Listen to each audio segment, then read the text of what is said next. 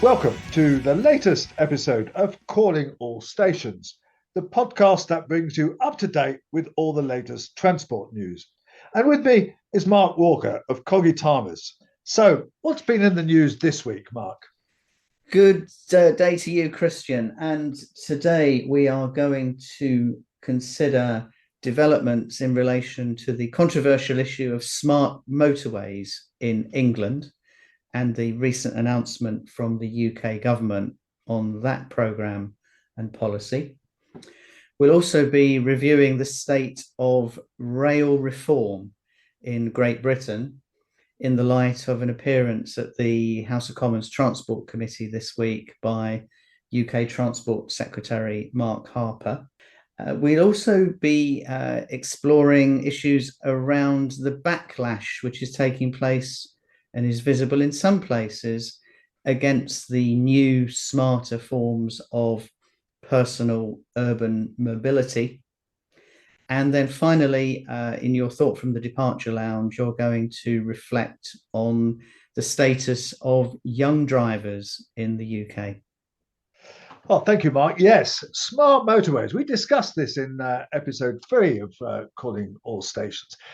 And I must confess, I was basically arguing that, despite the controversy over them, they're not an entirely bad idea because they enable greater capacity on the roads at without the expense of building a whole new lane or widening them generally. And they seemed quite a practical solution to congestion. But the more that I read about it, I think it's been so badly managed in terms of the safety requirements, notably having sufficient shelters where broken down drivers are likely to end up.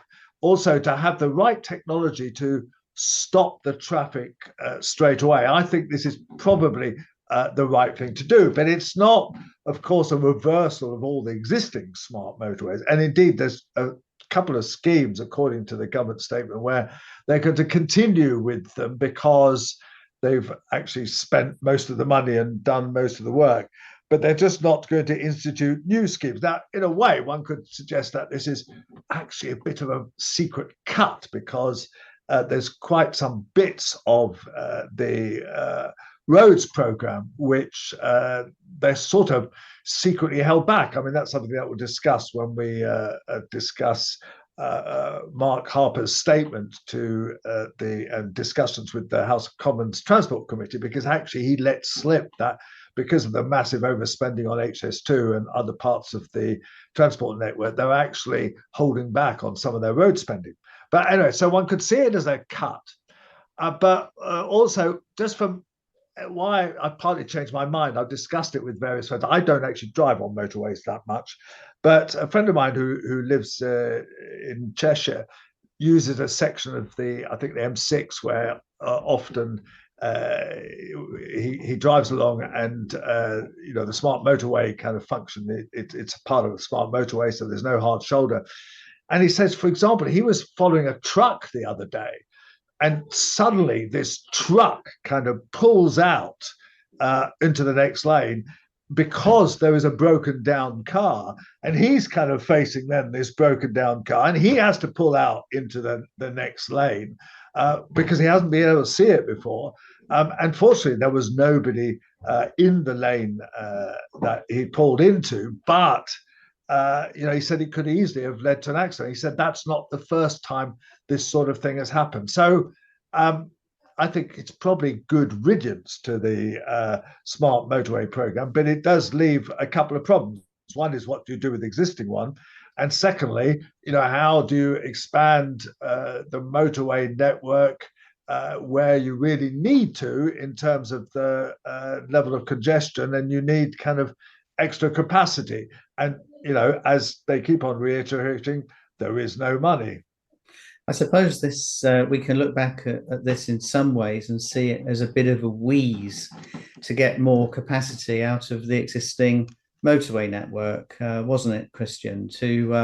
To go from 3 lanes to 4 in some circumstances, or 2 lanes to 3, without the cost and the planning procedures associated with motorway widening, which is generally opposed by neighbours.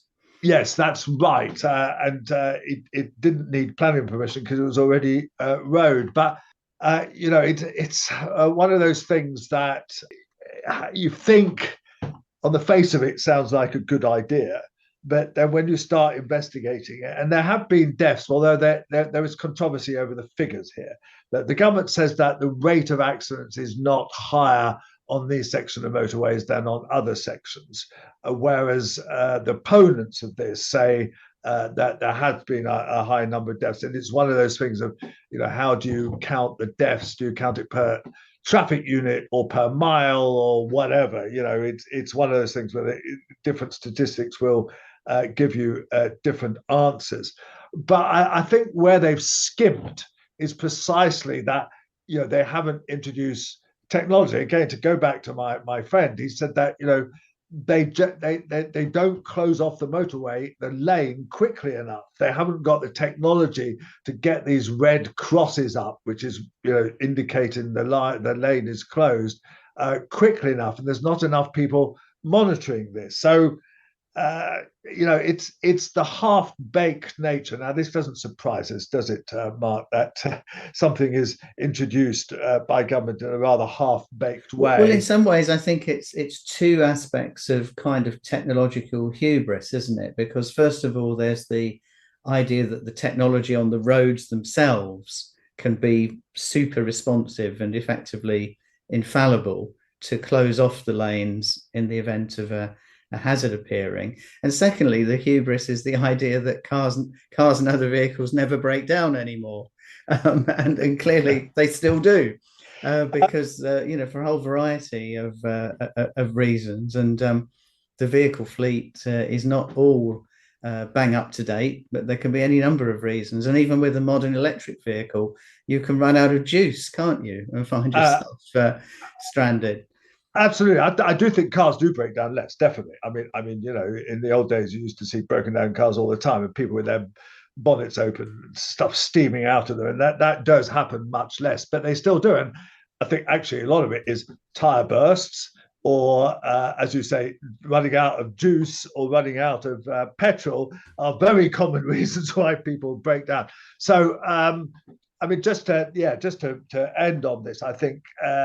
This is again a kind of just something that was ill thought out, not sufficiently kind of invested in, and they're going to have to find other ways of trying to expand the capacity on the motorways.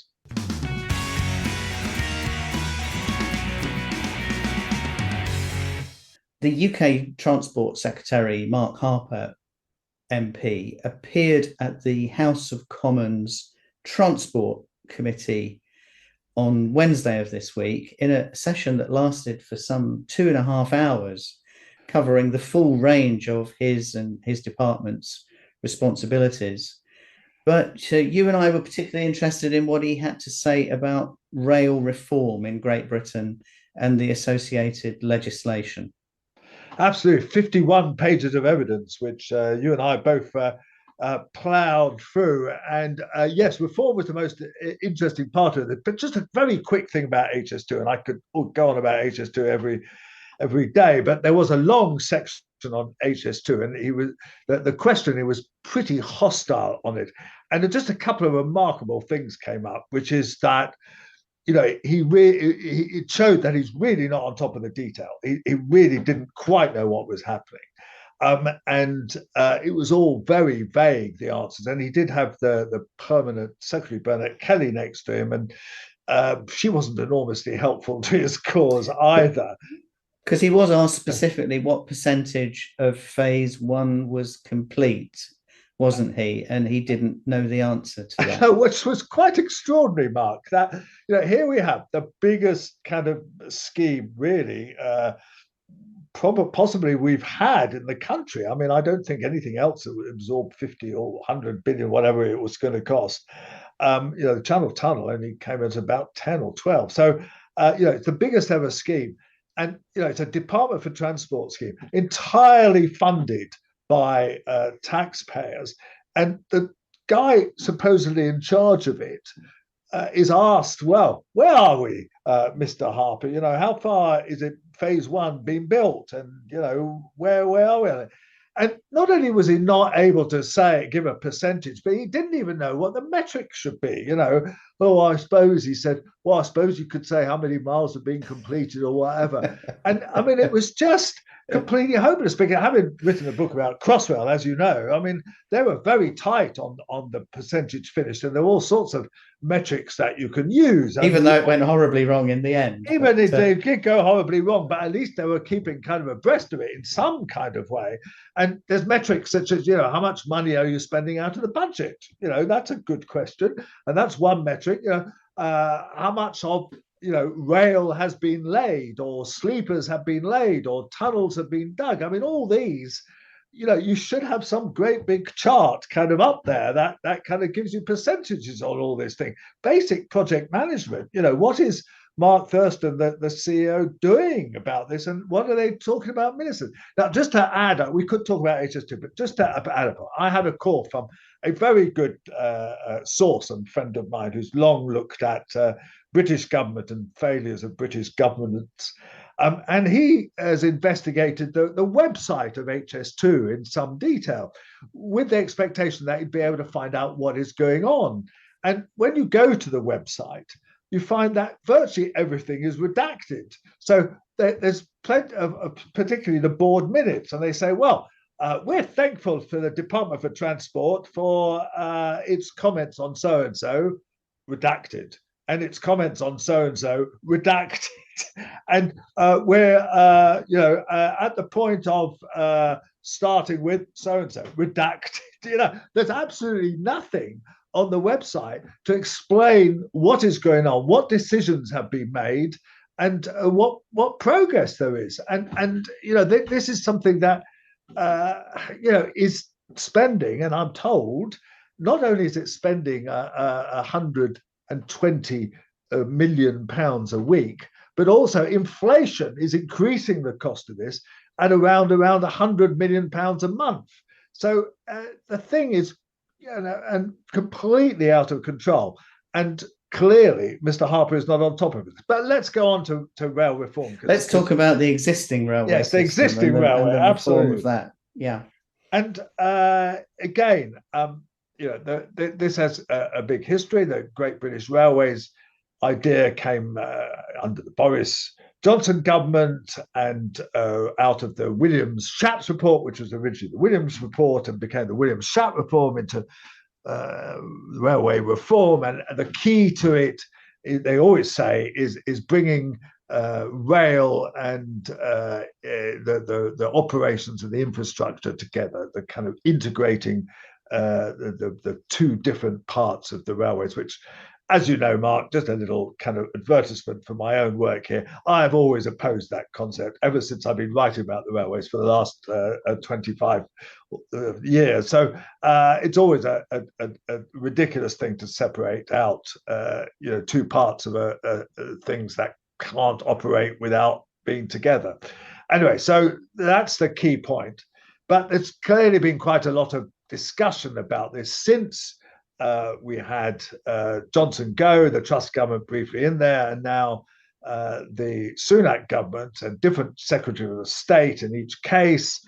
And it's fair to say that Harper was very sceptical about plans for Great British Railways, and he was quite hesitant to endorse them. They did wonder whether it was necessary, but went ahead with this. There was the George Bradshaw lecture, which we have discussed previously in February, which set out the government's plans, and it essentially endorsed the Great British Railway concept, but gave a much bigger role to the private sector than I think had been envisaged under the Johnson government. So where are we at with this? Well, he was pressed rather strongly on, is there going to be legislation? And, reading between the lines, Mark, and I don't know what you think, but I thought that he was basically saying there isn't going to be legislation. Would you not agree? He certainly didn't seem very confident that it would be inserted into the programme to be announced in the King's Speech for the final legislative year of this Parliament. I would have expected to hear a pretty ringing endorsement of that approach if we were going to see it happen. Absolutely. And I think he kind of demurred greatly and said, well, it's not up to me. And then they kind of pressed him and said, well, there's lots of transport matters that need some urgent attention and so on. And he responded by saying, well, you could do quite a lot in terms of the reform of the railways without having to resort to legislation. And he said, well, we can, we can do things around fares. We can do things around, changing the route structure and the kind of organisation. We can sort of set up what's going to be called the rail business regional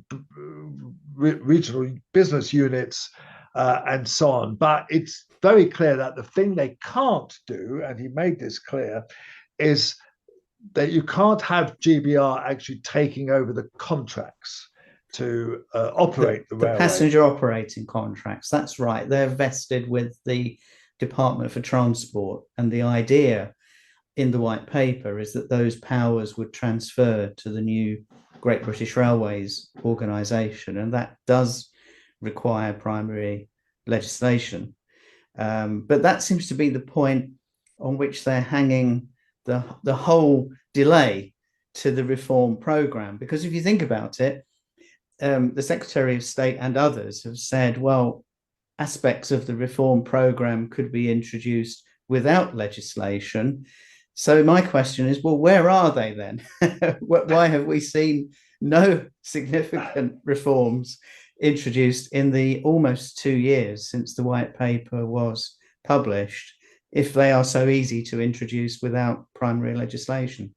Well, I've written about this in Rail Magazine, and we have mentioned on the podcast before that there's a staggering 235 full-time equivalents working for the Great British Railways transition team, and I somewhat suspect they're rather frustrated that nothing much is happening.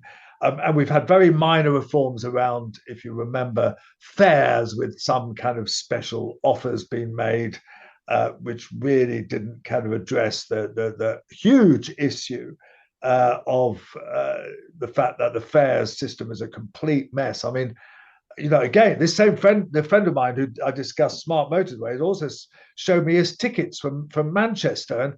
And even though he'd booked for an agent and he doesn't know anything about split ticketing, found that his agency had sent him 2 different tickets splitting between Manchester, one half going to Stafford and then the rest going to London, to save him money with this split ticket, even though he knew nothing about it. And in fact, the split ticket was such that he was supposed to move seat halfway through his journey because the booking was for one bit and then for another seat on the second bit. I mean, the whole thing is completely bonkers. And they could start to address things like the crazy fares system and the sort of duplication of work that goes on and the micromanagement by the Department for Transport. And I mean, all these things could be addressed, as you suggested. They set their mind to it. And yet there's complete stasis. And indeed, as you know, and he said this to this committee, the performance on the railways in certain parts of the country, notably Transpennine Express, but also other places, is just completely unacceptable and hopeless. I mean, I'm trying to take a train next week, literally in a week's time, to go to Stoke-on-Trent, not a very far away place from Euston. And you can't actually book it yet, Mark. You can't actually book the seat a week in advance because the train bookings have not been released at this stage. I mean, presumably because you can't be sure which trains are actually going to be running. Absolutely. And that's somewhat counter to the idea of the advance purchase ticket, isn't it? Where you supposedly can book ahead with confidence and get the bargains. Well, it's also very confusing for people because I know the system. I know I could just buy an off-peak return at Euston and hop on whatever train I want. But lots of people, and including my kids, for example, who are just used to using advance tickets, and they barely understand the fact that the railways are actually, available at any time to anyone who wants to hop on a train. and they can't really stop you, even if the train is very crowded. So, that's another issue that they could deal with straight away. So, despite the intense questioning from members of the Transport Committee of all parties, it should be said, on where is the, including the governing party, on where is the legislative programme, we got very little clarity. And as somebody who personally worked on the 1993 legislation, which led to most of the present Great Britain rail industry structure, I recall that bill, which was hugely significant, hugely controversial, and passed by a government with only a tiny majority in the House of Commons, achieved its complete parliamentary process in just 9 months between February and November 1993. So you do have to ask yourself the question, I think it's a fair question, is the government really behind this legislative programme?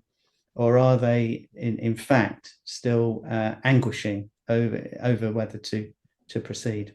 I suspect that's the case because, as I understand it, this is not a very long bill.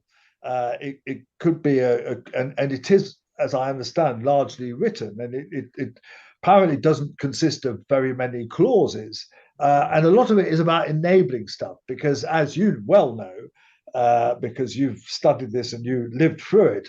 The original Railways Bill never mentioned the words rail track.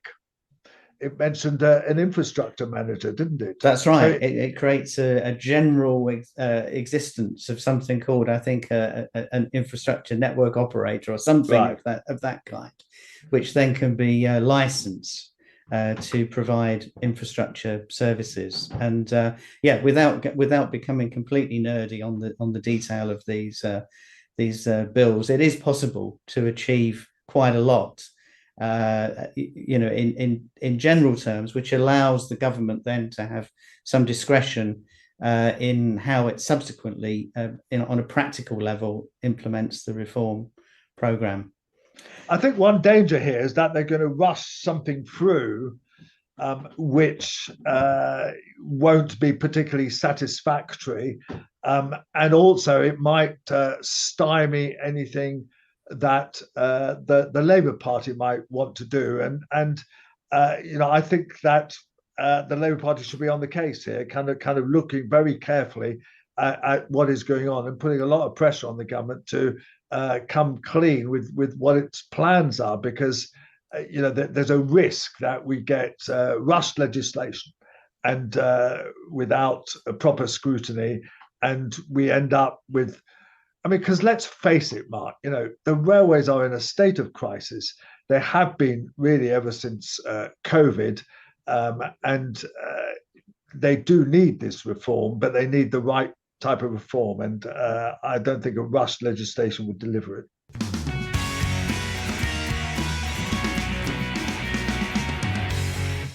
Christian, you're a great advocate of transport on two wheels, whether it's pedal powered or sometimes assisted in some way by a battery. But there has been a bit of a backlash of late, hasn't there, to some of the innovative two-wheel transport technology that's been introduced into some of our cities? Absolutely.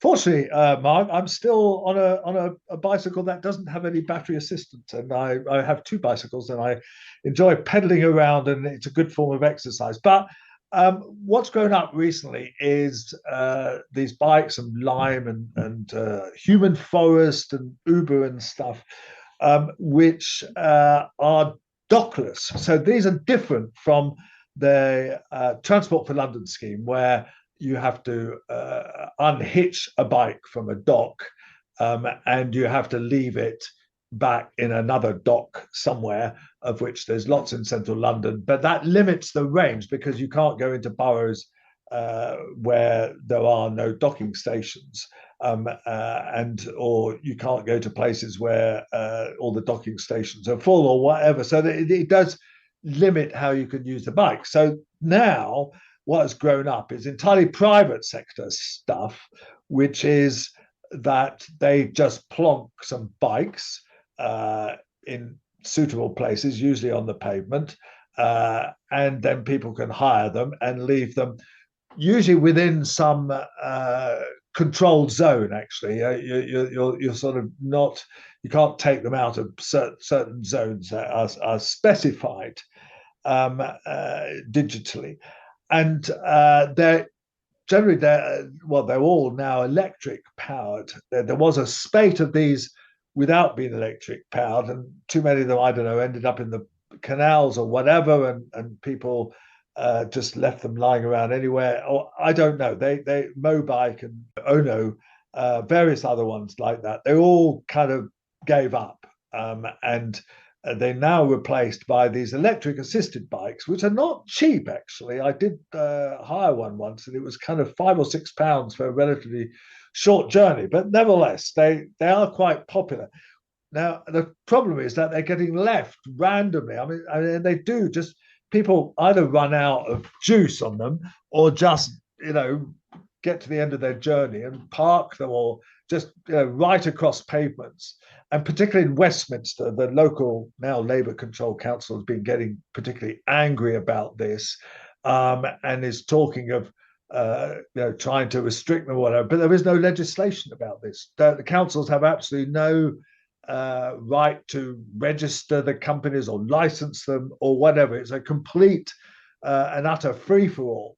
And again, it's something that might go into a transport bill if there were one. That was the promise of the transport bill, that it would include these matters. And this also applies to scooters. Now, the scooters are different because there are legitimate hire schemes which are regulated, and just in a few places, and they're completely controlled and licensed. You could only take the scooters from one place to another. But now, interesting enough, in Paris, where there was no such regulation, there's actually been a referendum which has just voted. They only had a 14% turnout, but nevertheless, there was a total referendum in Paris, and 80% of people voted to ban these hire schemes, these scooter hire schemes. Now, that doesn't stop people using their scooters individually, but in the UK, these individual scooters currently are illegal. So you don't find any of these lying around anywhere, but it's electric bikes. And now I can let you into a little secret here, which is it is quite easy to move these electric bikes without registering with the company. And there's a method by which you can take them over.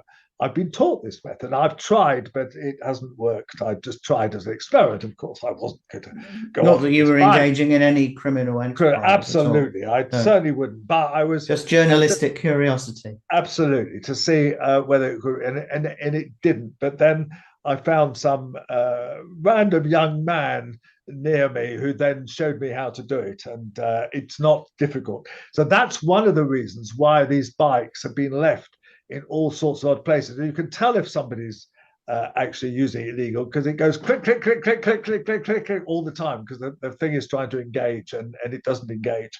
So if somebody kind of rides past you and it's all going click, click, click, you know that they haven't paid for it. And I think that's part of the problem, is that these things are very easy to move without actually registering. And I think it's probably those that get dumped in all sorts of places.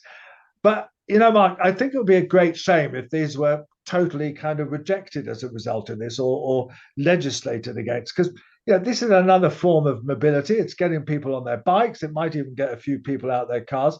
I think by and large, it's kind of something positive. And we just need people to use these things properly, not to chuck them in canals and not to leave them lying about kind of toppled over on the pavement. They actually topple over in the wind as well, which is a great problem, because when it was quite windy a week or so ago, I could see that all these were lying on their side, and that kind of creates even more of a hazard. So I'm sure that there's ways around this, and probably some legislation or some council rules about them would help, but we're stuck without this legislation.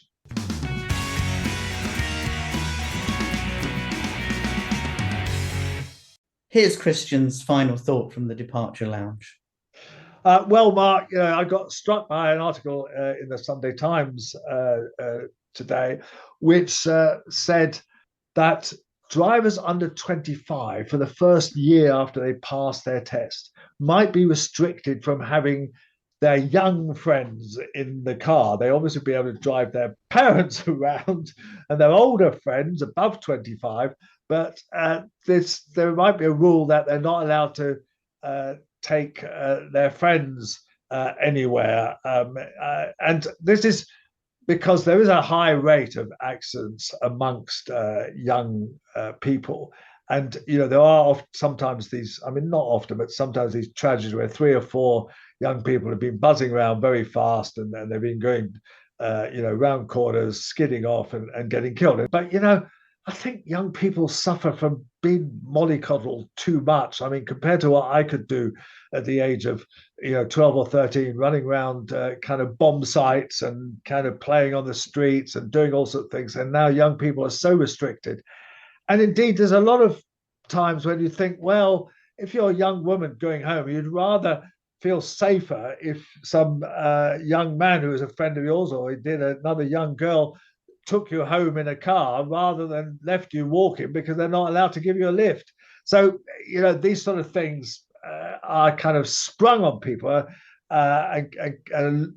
This is a lobbying of a minister who's going to discuss this next week. But I would steer clear of bringing in legislation on something that restricts what young people can do yet more, because I think they have enough imposed on them. And I think one of those pointed out that actually the most dangerous group on the roads are over 85s who have the highest rate of accidents, and they're certainly allowed to have their 85-year-old mates with them. So they should be able to have their young mates with them.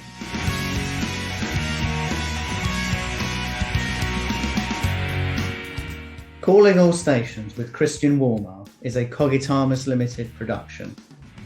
If you've enjoyed this episode, please give us a 5-star rating with whichever platform you use. Do follow us on Twitter. Our handle is @AllStationsPod.